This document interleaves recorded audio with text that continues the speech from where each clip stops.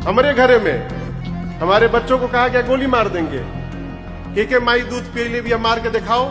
गोरखपुर में कथावाचक राजन जी महाराज ने मंच से ललकारा, किसने मां का दूध पिया है, गोली मार कर दिखाओ। अब जरा सोचिए, एक राम कथा का मंच, भक्ति का माहौल, हजारों श्रद्धालु और अचानक व्यासपीठ से ये शब्द गूंजते सुनाई दे।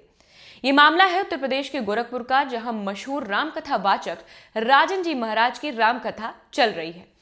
गोरखपुर के चंपा देवी पार्क में आयोजित इस रामकथा में हर दिन हजारों की संख्या में श्रद्धालु और श्रोता फिलहाल पहुंच रहे हैं। लेकिन सोमवार को कथा के दौरान अचानक कुछ ऐसा हुआ जिसने पूरे पंडाल का माहौल बदल दिया। दरअसल हुआ ये कि कथा के दौरान कुछ लोग बार बार मंच पर चढ़ने की कोशिश कर रहे थे। सुरक्षा और व्यवस्था के मद्देनजर राजन जी महाराज की टीम ने उन्हें रोक दिया।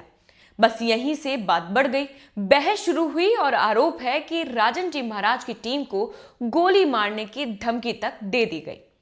अब सोचिए, एक कथावाचक जो प्रेम, मर्यादा और शांति की बात करता है, अगर उसे अपने ही घर में ऐसी धमकी मिले तो उसका मनोबल क्या होगा। इसी वजह से राजन जी महाराज ने शुरुआत में कथा करने से इनकार कर दिया। हालांकि बाद में आयोजकों, स्थानीय लोगों और एक जनप्रतिनिधि के बीच बचाव के बाद उन्हें सुरक्षा का भरोसा दिलवाया गया, जिसके बाद राजन जी महाराज मंच पर लौट आए और श्रोताओं के सामने अपनी पीड़ा साझा करनी शुरू की। उन्होंने कहा कि हमारे घर में हमारे बच्चों को कहा गया गोली मार देंगे, देखता हूं किसने मां का दूध पिया है, जरा गोली मार कर दिखाओ। राजन जी महाराज ने आगे कहा कि 16 साल की कथा यात्रा में पहली बार ऐसी घटना हमारे साथ घटी है।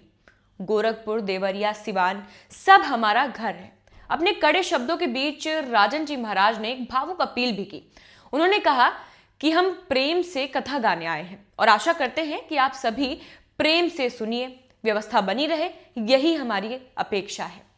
इसके बाद उन्होंने दोबारा कथा शुरू की। अब यही वीडियो सोशल मीडिया पर तेजी से वायरल हो रहा है।